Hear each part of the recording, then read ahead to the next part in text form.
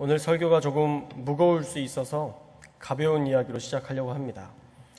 혹시 성경에 나온 여인 중에 가장 행복한 여인이 누군지 아십니까? 바로 하와라고 합니다. 왜냐하면 시부모가 없기 때문입니다. 더욱이 시댁 식구들도 한 명도 없었습니다. 오늘 말씀을 들을 때에 여러분들의 그 행복한 웃음이 끊이지 않았으면 좋겠습니다. 주님의 말씀이 꿀송이처럼 달고 행복한 시간이 되시기를 주님의 이름으로 축원합니다. 나라를 잃은 아픔을 무엇으로 비유할 수 있겠습니까? 일제시대에 태어나지도 않았고 그 시대를 경험해 보지도 못했지만 그때 역사를 듣고 보는 것만으로도 치가 떨릴 때가 한두 번이 아닌 것 같습니다. 나라를 잃은 서름에 주권을 빼앗긴 아픈 역사로 대한민국은 암흑기를 보냈습니다. 그런 암흑과 같은 시기를 보냈던 저자가 하나님을 향해 나라를 회복시켜달라고 간구하는 기도가 바로 오늘 우리가 읽은 시편 80편의 말씀입니다. 시편 80편은 구구절절 간절한 간구의 기도로 쓰여져 있습니다. 이 시의 표제문에 있는 수사님의 두세 맞춘 노래라는 말은 히브리어로 슈샨 에두트라는 말로 증거의 백합화라는 뜻입니다. 성경에 나오는 백합화는요, 힘, 영화로움, 아름다움을 상징하는데 그런 맥락에서 열왕기 상과 역대하에서는 성전의 두 기둥, 야긴과 보아스에서 또 건축물의 기둥머리에 문양으로 이 백합화를 새기기도 했다고 합니다. 또 선지자들은 하나님의 백성 이스라엘의 회복과 기쁨을 상징하는 표현으로 이 백합화를 언급하기도 했습니다. 그래서 그 영화로움을 회복해달라고 그 아름다움을 다시 회복시켜 주시기를 간구하는 기도라 할 수 있습니다. 수산 에둡, 이런 신경 쓰지 않았던 말들도 다 의미가 있었던 것입니다. 어쨌든 이 시의 배경은 북이스라엘에 관한 내용입니다. 본문 1절과 2절에 보면 요셉, 에브라임, 베냐민, 므낫세라는 이름들이 북이스라엘을 대표하는 이름들이기 때문에 북이스라엘의 배경을 이야기하고 있는 것입니다. 그래서 이 시의 배경은요, 북왕국 이스라엘이 강대국 아수르 제국에 무너지고 나라를 빼앗겨 포로로 잡혀가는 상황에서 쓰여진 시입니다. 그 당시 북왕국 사람들이 얼마나 혼란스러웠을지 상상이 되십니까? 여러분들 중에 어쩌면 그 일제시대를 경험했던 분들도 있을 것입니다. 그 어려운 상황, 힘든 상황들을 겪어보신 분들은 아마 오늘 이 이야기들이 어떠한 것인지 조금은 이해할지 모르겠습니다. 평화로웠던 그 나라에 전쟁이 시작되었고 성읍은 불에 타고 폐허로 변해버리게 되었습니다. 부모와 남편, 아내, 그리고 어린 자식들의 생사를 확인할 수 없는 그런 지경에 이르렀을 것입니다. 그나마 살아남았던 사람들은 노예로 끌려갔습니다. 어떤 주석에 의하면 어깨에 줄을 꿰어서 도망가지 못하게 했다고 합니다. 또 심한 채찍질로 몇 개월에 걸쳐서 아수르까지 끌고 갔다고 합니다. 어쩌면 가는 동안에 태반이 죽었을 것이고 간신히 살아남은 사람들은 노예로 팔려가는 나라를 잃은 처절한 고통을 경험했던 때였을 것입니다.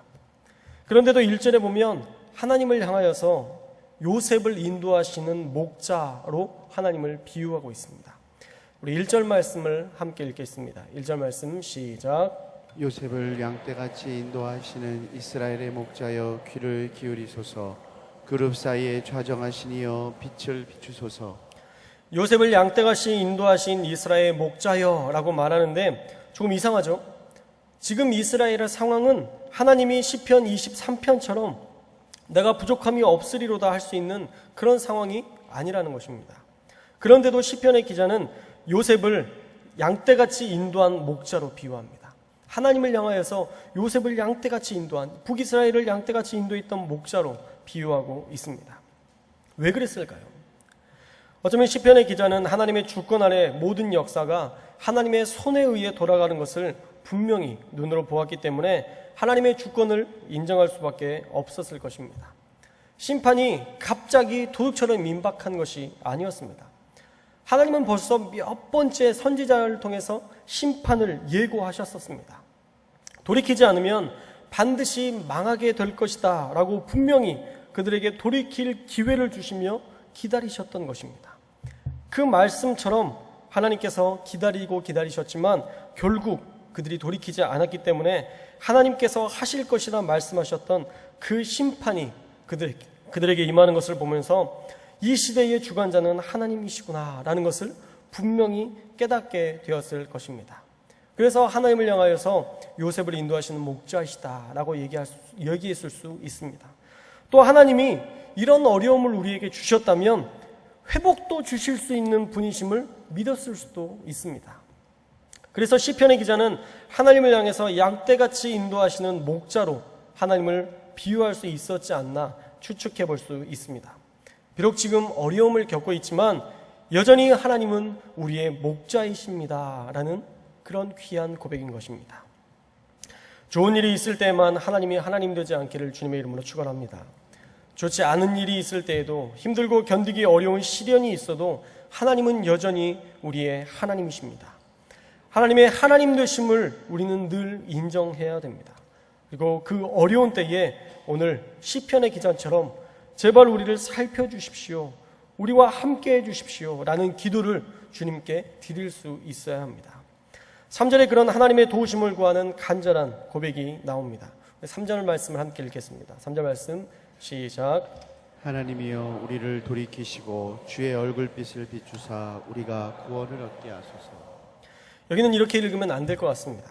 하나님이여 우리를 돌이키시고 주의 얼굴빛을 비추사 우리가 구원을 얻게 하소서라는 말보다는 하나님이여 우리를 제발 돌이켜주시고 제발 주님의 얼굴빛을 비춰주셔서 제발 우리가 구원을 얻게 하여 주옵소서라는 간절한 고백이 그 안에 드려져야 될 것 같습니다. 어떻든 이렇게 얼굴빛을 비춰달라는 고백이 시편 80편에서만 3번이나 나옵니다. 그만큼 하나님의 얼굴을, 하나님의 나타나심을, 하나님의 역사를 간절하게 간구하고 있음을 우리가 알 수 있습니다.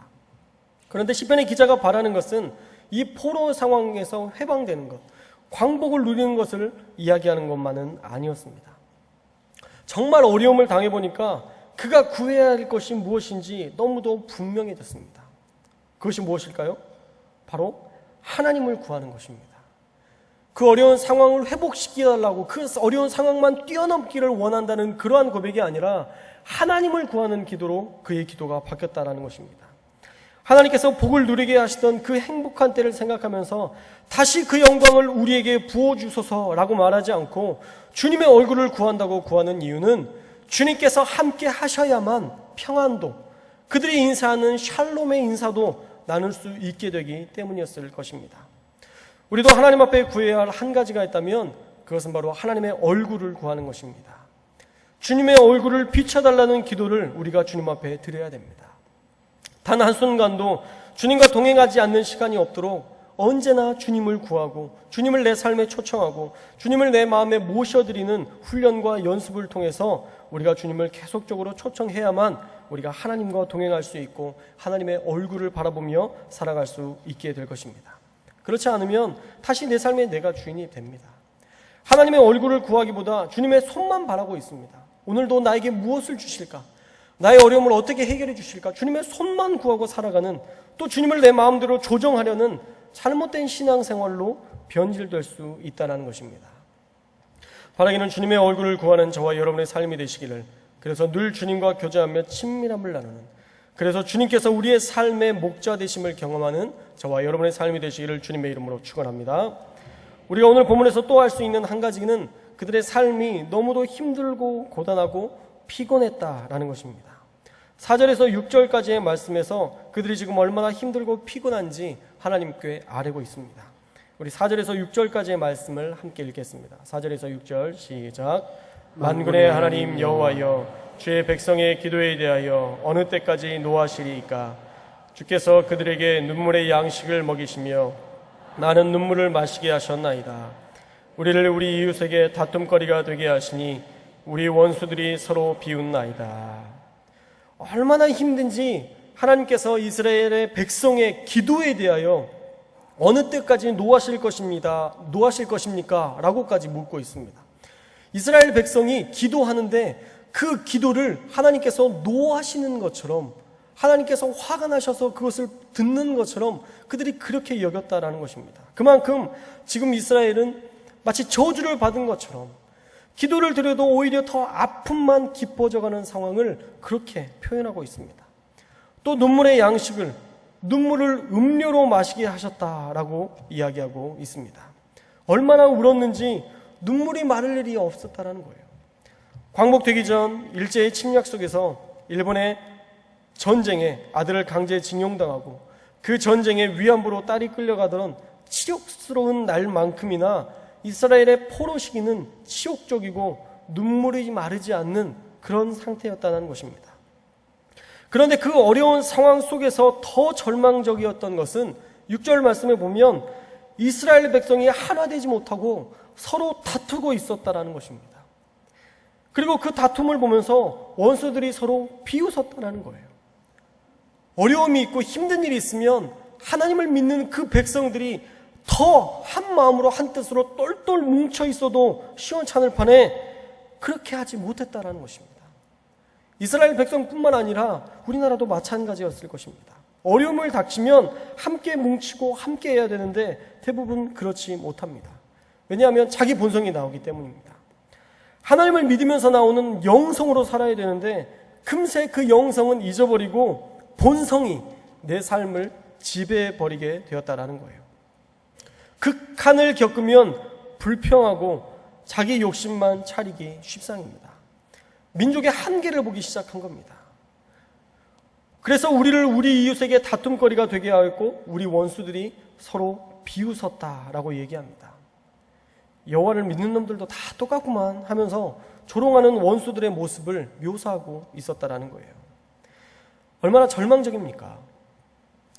기도하는 것을 오히려 하나님께서 노하시는 것처럼 상황은 악화되고 눈물은 마를 날이 없고 그들의 삶은 본이 되지 않아서 세상이 조롱하는 이 절망적인 때에 이스라엘이 해야 할 일은 무엇이었을까요?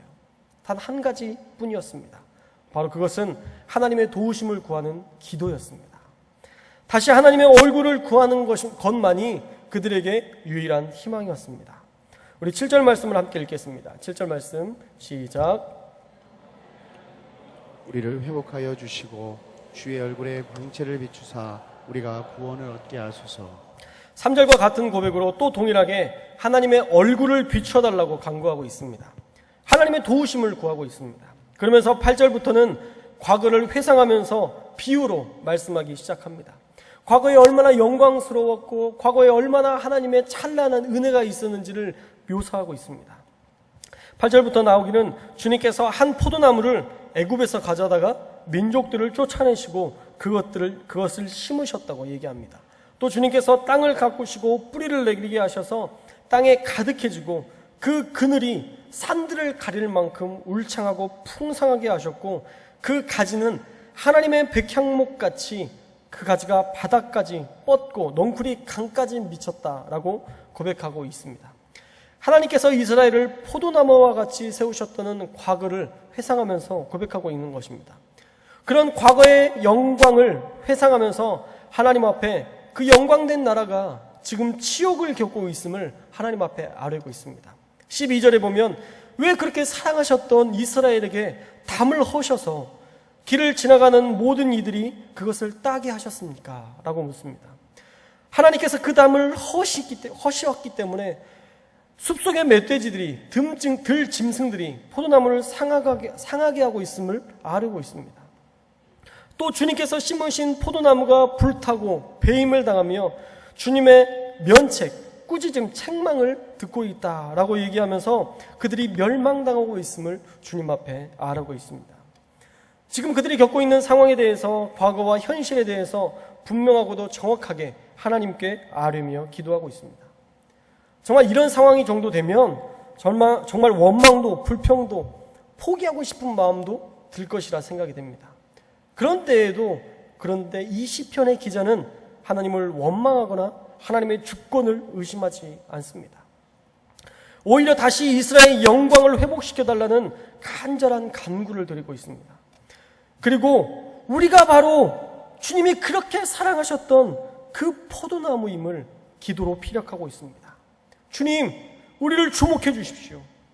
우리가 바로 주님이 그렇게 사랑하시던 포도나무, 그 이스라엘 백성입니다. 그러한 간절한 외침의 기도를 드리고 있다는 것입니다. 어쩌면 이 시편의 기자는 지금 상황에 대한 원망이나 불평이 아무런 도움이 되지 않는다는 것을 알았을 것입니다. 염려하고 걱정한다고 이 문제가 해결되지 않는다는 것도 분명히 알고 있었을 것입니다. 그래서 시편의 기자는 지혜롭게도 기도하는 것을 선택합니다. 우리 17절 말씀을 함께 읽겠습니다. 17절 말씀 시작. 주의 오른손에 있는 자 곧 주를 위하여 힘있게 하신 인자에게 주의 손을 얹으소서. 어떤 관점에서 보느냐에 따라 조금 해석이 다르겠지만 저는 이 말씀이 우리에게 왕을 주십시오, 우리가 다시 회복할 수 있는 영웅을 우리에게 보내주십시오, 힘있게 싸우는 왕을 주십시오라는 고백이 아니라 주님이 선택하신 누구라도 주님의 손을 얹으시면 그로 말미암아 우리가 회복될 것입니다 라는 전적인 신뢰를 나르고 있는 것으로 마음에 믿어졌습니다. 우리에게 왕을 주십시오가 아니라 우리에게 당신의 힘을 불어넣어 주십시오 라는 기도가 이 기도의 내용의 핵심인 것입니다. 그래서 기도가 바뀐 겁니다. 능력 있는 사람, 왕을 의지해 봤더니 실패했습니다. 그래서 이제는 하나님의 손에 붙들린 사람을 하나님께서 세우셔서 이 땅을 고쳐주십시오 라는 너무도 분명한 하나님의 능력을 의지하는 기도를 주님 앞에 드리고 있다라는 것입니다. 우리의 기도 역시 그래야 합니다. 사람을 의지하는 것은 늘 실패합니다. 도와줄 것 같은 사람도 정말 어려울 때에는 도움이 되지 않습니다. 오히려 내가 왜 이 사람을 믿었지? 하면서 마음의 실망만 올 때가 참으로 많습니다. 그래서 시편 146편 3절은 이렇게 말씀하고 있습니다. 귀인들을 의지하지 말며 도울 힘이 없는 인생도 의지하지 말지니. 귀인들과 인생을 의지하지 말라라고 성경은 말씀하고 있습니다. 사랑하는 여러분, 사람을 의지하지 마십시오. 사람은 영원하고 한결같은 사람이 없습니다. 사람은 늘 자신의 감정에 의해 움직여지고 자신의 이익에 의해 움직여질 존재이지 영원하고 한결같은 사람은 아무도 없습니다. 그렇기 때문에 우리가 마땅히 의지할 분은 바로 하나님 한 분이십니다. 전능하신 하나님을 의지하는 것이 진짜 지혜로운 것입니다. 그렇게 하나님 한 분만 의지할 때에 우리는 하나님의 역사를 볼 수 있습니다. 그렇기 때문에 시편의 기자도 다시 회복하실 것을 18절에 기대하면서 이렇게 얘기하고 있습니다. 우리 18절 말씀을 함께 읽겠습니다. 18절 시작.